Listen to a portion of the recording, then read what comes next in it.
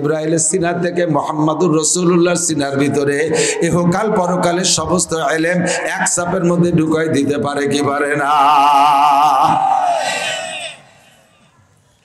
আমরা বলি আব্বা মার কবরের কাছে যে যদি 3 বার সূরা ইখলাস পড়ি আর নিয়ত করি আমার আব্বার রূহের মাগফিরাত ইসালে সওয়াবের জন্য পড়েছি, সঙ্গে সঙ্গে আব্বা আমার রূহের মাগফিরাতের জন্য এক খতম কোরআন শরীফ পড়ার নেকি চলে যায়।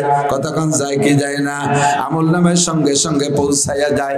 ওরা ঠাট্টা করে ব্যঙ্গ করে বলে কবরের যেভাবে বন্ধ করে দিয়েছো, আটকায় দিয়েছো, ও কবরের কোনো জায়গাতে জানলা নাই, দরজা নাই, ফুটো নাই, কোনো ফাঁক ফোক নাই, ওর মধ্যে তোমার কুলুসুর ঢোকে কোন ফাঁক দিয়ে? আমি বলবো তোর যে ফাঁক দিয়ে ঢোকে আমাকেও সেই ফাঁক দিয়ে ঢোকে। আরে আমেরিকার থেকে টাকা পাঠাও বাংলাদেশের মোবাইলে বিকাশে, এই সেদিন আমার মোবাইলে আইছে 10,000 টাকা। আমেরিকার থেকে মোবাইলে টাকা পাঠাও বাংলাদেশে তোমার মোবাইলের মধ্যে ঢোকে কোন ভাগ দিয়ে? তোমার একটুকারটা মাথা পটাকখানি গিলু, এই গিলুর বুদ্ধি দিয়ে যদি তুমি আমেরিকার মোবাইলে টাকা দিলে বাংলাদেশের মোবাইলের মধ্যে টাকা ঢোকে কোন জায়গায় যে টাকা আইছে উড়িয়ে উড়ে তো আসতে দেখলাম না, আসতে দেখা যায়? যদি টাকা উড়িয়ে উড়িয়ে এসে ঢুকতো তাহলে 1 টাকাও পাতাম না। ফতে ইন্ডিয়ালার আছে ওরা আকাশ পর্যন্ত জাল ভাইতে সবটা রেখে দিত। কতক্ষণ ঠিক কি ঠিক না? ওই চুরারা নোমরা সব টাকা কাড়িয়ে রেখে দিত, 1 টাকা আমাদের মোবাইলে ঢুকতো না। কোন ফাঁক দিয়ে তোমার মোবাইলে টাকা ঢোকে কি ঢোকে না? কতক্ষণ ঢোকে কি ঢোকে না? না ঢুকলে আপনি কাউন্টারে যে টাকা বের করেন কিভাবে, যে কয় টাকা ঢুকছে সেই কয় টাকাই বের করেন। আরে তোমার এতটুক বুদ্ধি দিয়ে যদি আমেরিকান টাকা বাংলাদেশের মোবাইলের মধ্যে ঢুকাও, ওই টাকা যে ফাঁক দিয়ে ঢোকে আমার আল্লাহর কুদরতি কায়দায় কবরের ভিতরে সেই ফাঁক দিয়ে আবার কুলুসুরের নেকি ঢুকতে পারে কি পারে না? আল্লাহু আকবার বলেন না সুবহানাল্লাহ। জান্নাতের মধ্যে একটা গাছ লাগানো হয়ে গেছে, আর একবার বলেন আর একটা লাগানো হয়ে গেছে, বলবেন না সুবহানাল্লাহ? যতবার বলবেন সুবহানাল্লাহর গাছ লাগানো হইতে তালে আছে। এবার ঠাট্টা করে বলে আরে সুবহানাল্লাহর গাছ লাগাও, জমি পাও কোন জায়গা? কার জমিতে তুমি সুবহানাল্লাহর গাছ লাগাও? আরে সূরা তুই বুঝবি না, ফাসাওফা তারা ইদান কাশাফাল গুবারো আপারাসুন তাহতা রিজলিকা আম হিমারো। অন্ধকার কেটে গেলে বুঝবি তুই ঘোড়ার পিঠে বসা না গাধার পিঠে বসা। দুনিয়ায় থাকতে বুঝবি না, দুনিয়ায় থাকতে বুঝবি না সুবহানাল্লাহর গাছ লাগাই কোন জমিনে। আমরা সবাই পড়বো কলেমা তয়্যিবা লা ইলাহা ইল্লাল্লাহ মুহাম্মাদুর রাসূলুল্লাহ। এই কলেমা পড়ার সঙ্গে সঙ্গে আমার আপনার প্রত্যেকের আমলনামায় জান্নাতের ভিতরে এই দুনিয়ার মতো 10 দুনিয়ার সমান জমি দলিল হয়ে গেছে। সবার মিলে এক দুনিয়া না, প্রত্যেকের জন্য আলাদা 10 দুনিয়ার সমপরিমাণ জমি দলিল হয়ে গেছে। কাজেই আমার নামে জমি আছে, এবার জমিনে বসে আমি সুবহানাল্লাহর গাছ লাগাই, জমিনে বসে আমি বিল্ডিং বানাই। একবার পড়বো সূরা ফাতিহা, আলহামদুলিল্লাহি রাব্বিল আলামিন আর রহমানির রহিম মালিক ইয়াউমিদ্দিন ইয়াকা না'বুদু ওয়া ইয়াকা নাস্তাঈন ইহদিনাস সিরাতাল মুস্তাকিম সিরাতাল্লাযীনা আন'আমতা আলাইহিম গায়রিল মাগদুবি আলাইহিম ওয়ালাদ-দাল্লিন। আল্লাহর কসম পড়নেওয়ালার আমলনামায় এক্ষুনি জান্নাতের মধ্যে 7 তলা একটা দালান তৈরি হয়ে গেছে।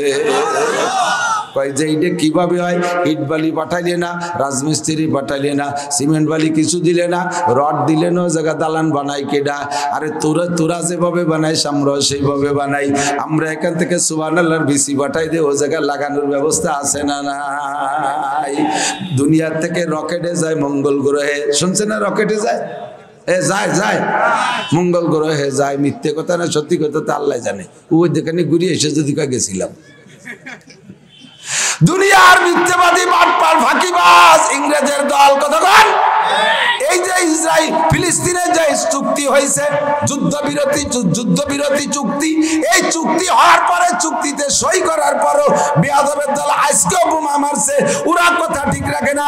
আন্তর্জাতিক খ্যাতি সম্পন্ন মিথ্যাবাদী হলো জো বাইডেন আর নেতানিয়াহু। আসতে কোন জোরে বলেন ঠিক কি ঠিক না? এই মিথ্যাবাদীরা আকাশ দিয়ে ঘুরিয়ে এসে যদি কয় মঙ্গল গ্রহ হয়ে গেছিলাম, আমরা সব মুসলমান বিশ্বাস করি, কিন্তু আমার নবী মেরাজে গিয়েছিল এই কথাটা শুনলে কয় না, সরাসরি গেল কৃষি গাড়ি টাড়ি নাই, তো সে সময় বিমান টিমান ছিল না, ওই স্বপ্নে টপ্নে দেখতে পারে দাতাল। খবিস কোথাকার। তোর এই সমস্ত মিথ্যাবাদী বিজ্ঞানীরা মঙ্গল গ্রহে যায়, চাঁদে যায়, মধ্য আকর্ষণে স্টেশন বানায়, এই মিথ্যাবাদী গাঁজা করে আছে তাই বিশ্বাস করিস। আর যে লোকটা জীবনে মিথ্যা কথা বলে নাই সেই লোক কইলে আমি মেরাজে গেছিলাম তাই মানতে তোমার আবার মাথা খারাপ হয়। তুই বিশ্ববিখ্যাত সিটার, ঠিক কি ঠিক না? আমার নবী আরশে আজিমে গিয়েছিলেন, সিদরাতুল মুনতাহা গিয়েছিলেন এই মাসে। আজকে তো 22 তারিখ, আর মাত্র 5 দিন পরে 26শে রজব দিবাগত রাত্রে গিয়েছিলেন। এই মঙ্গল গ্রহে যে যায় তারা রকেট নিয়া, নভোচারীরা মঙ্গল গ্রহে যায়, ধরে নিলাম যায়। এবার যেই রকেটে যায়, রকেটটা কতটুক? রকেট অনেক বড় না, 3 থেকে 4 জন যাত্রী ধরে। এর ভিতরে ছোট্ট রকেট, গতি খুব বেশি, ঘন্টায় 32,000 কিলোমিটার যায়, 1 ঘন্টায় 32,000 কিলোমিটার যায়। খুব দ্রুতগামী যানবাহন। রকেটটার টাঙ্কি অতি ছোট। বাংলাদেশ থেকে একটা বিমান ছাড়ে, অনেক বড় বিমান, 600 যাত্রী নিয়া। এই বিমানটা এক টাঙ্কি তেল বাংলাদেশ থেকে লোড দিয়া, এক টাঙ্কি তেলে আমেরিকা যাইতে পারে না, 16 ঘন্টা লাগে আমেরিকা যাইতে। মাঝখানে কোনো দেশে ল্যান্ড করে সেখান থেকে আবার তেল লোড দেয়, তারপরে আমেরিকা যাওয়া লাগে। এত বড় বিমানের এত বড় টাঙ্কি ভরে লোড দিয়া মাত্র 16 ঘন্টা তাই সে যাইতে পারে না, মাঝে তেল নেওয়া লাগে। আর এই রকেটটা পৃথিবী থেকে উড্ডয়নের পরে মঙ্গল গ্রহে যাইতে লাগে একটা না 6 মাস। মাঝখানে কোনো তেলের পাম্প নাই, মাঝখানে কোনো ফাঁকা আকাশে চার দোকান নাই, ও জায়গায় নামিয়ে দাঁড়ায় খায় একটু জিরে টিড়ে তেল পানি নিয়ে পরে যাবে, এরকম কোনো ব্যবস্থা নাই। উড়তেই থাকে একটা না 6 মাস করে। তার ছোট্ট একটা টাঙ্কি, ওর ভিতরে তেল কট্টুকি বা ধরে। এই এক টাঙ্কি তেল নিয়ে নিশ্চয়ই একবারে 6 মাসের পথ যাইতে পারে না। মাঝখানে যে তার অবশ্যই তেল বারবার ফুরাইয়া যায়। ও জায়গা থেকে তেল পায় কোন জায়গা? আকাশে কোনো তেলের পাম্প আছে? আছে। কোন জায়গা তেলের পাম্প নাই, তেল পাই কোন জায়গা? এই সায়েন্স পড়া একজনের জিজ্ঞেস করছি, তোরা তো সায়েন্স বিজ্ঞান পড়িস, কত এই টাঙ্কিতে তেল ভরে গেলি, রকেটে তেল নাই কোন জায়গায়? ও খানিক চিনতে ওই বুঝে উঠতে না পারে, ফিরে এসে নিয়ে যায়। আবার আইসি তা আবার আইসে নিয়ে গেলি তো ওই জায়গা যে বুড়ো আসে কি রে, তাদের নিয়ে কি যা আমারে করি বেড়া, আমার তো যা লাগে না সাথে। কিছুদিন পরে দেখি পত্রিকায় পেয়েছি এই তেল পাই কোন জায়গা? ওই রকেটটা আকাশে যে যান্ত্রিক সমস্যা হতে পারে, দুনিয়া থেকে বিজ্ঞানীরা ওরে উড়াই দিয়ে কম্পিউটার নিয়ে বসে থাকে, কম্পিউটারের ভিতরে সব দেখতে পারে।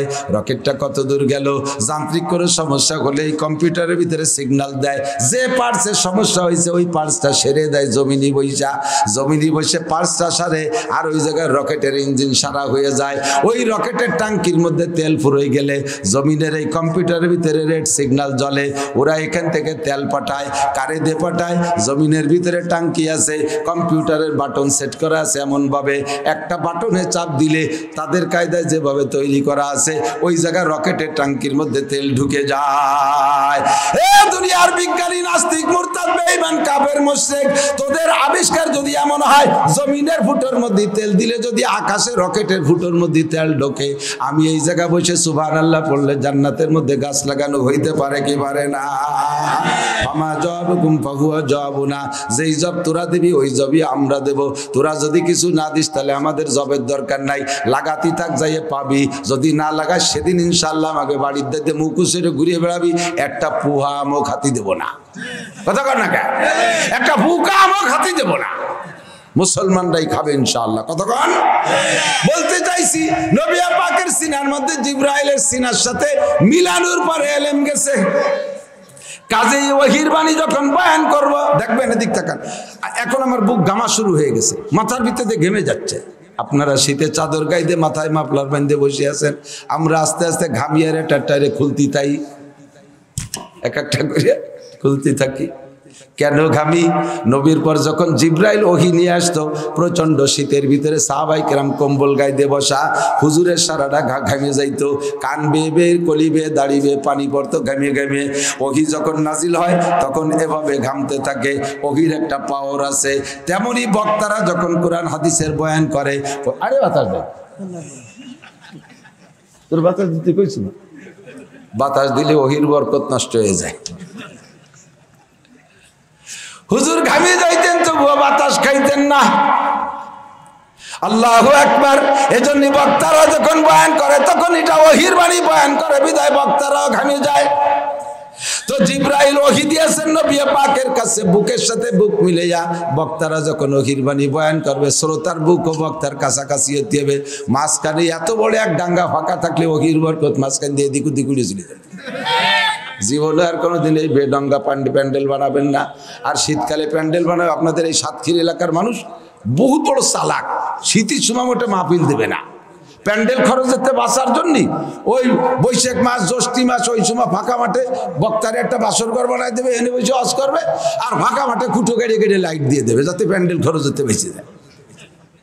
প্যান্ডেল বানাবেন এখন শীতকালে যে বাতাসে আমার ঠান্ডা করে ফেলতেছে, শিশির আসতেছে, আমার নাক মুখ বন্ধ হয়ে আসতেছে, সুন্দর করে পর্দা টানাই দেবেন, ফার্স্ট ক্লাস করে তৈরি করবেন, চতুর্দিক দিয়ে পর্দা টানাই দেবেন যাতে কুয়াশা না ঢোকে, শিশির না ঢোকে, মানুষগুলো শান্তিতে বয়ান শুনতে পারে।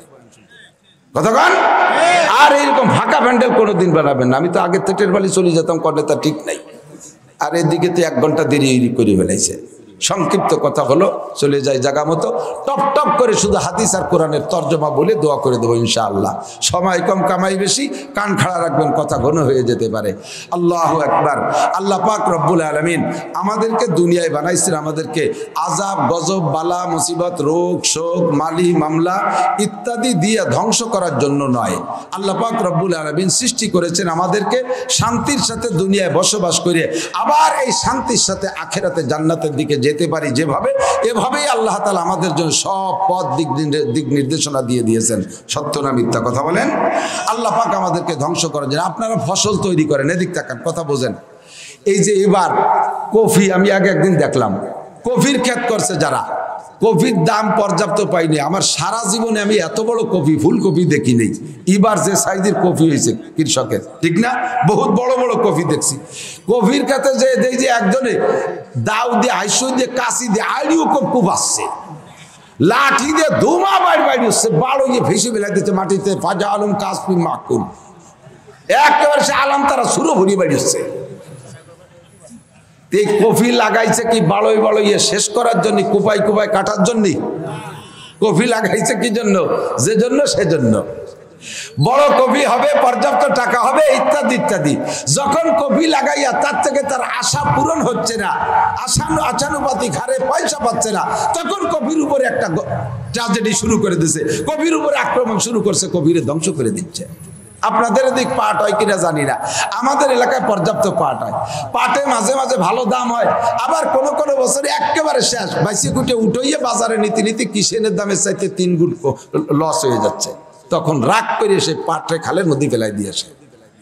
সবচেয়ে বড় সহজ বোঝার বিষয় হলো চামড়ার দাম তো বাংলাদেশে নাই, ঠিক না? চামড়ার দাম নাই। আমরা মাদ্রাসাওয়ালারা কুরবানি সময় আপনাকে কাছ থেকে চামড়া আনি। আমার মাদ্রাসায় গত বছর হয়েছে 1,200 চামড়া, গরুর চামড়া, ছাগলের চামড়া দিয়ে 250 চামড়ার মধ্যে 40টা হলো গায়ের চামড়া। ষাঁড় গরু, বলদ গরুর চামড়া গুলো কিনে নিয়ে গেছে দাম ধরাইয়া, গায়ের চামড়া কেনবেই না। আমি বললাম না কেন, ফিরি না, কেন তাও নেব না। আমি বললাম ফিরি না নাও, কমপক্ষে গাড়ি তৈরি নিয়ে ওই নদীর কিনারে দিয়ে যাবো, ওই জায়গায় একটু ভাঙতি ফেলাই দিয়ে যাবো, না তাও পারবো না। শেষমেশ রাজি হয়েছে, কয়তালি 2 চামড়ার টাকা কম নিতে হবে, এই গাড়ির চামড়া কটা নিয়ে নদীতে ফেলাই দিতি, 2 চামড়ার টাকা ফিরিয়ে দিতে হবে।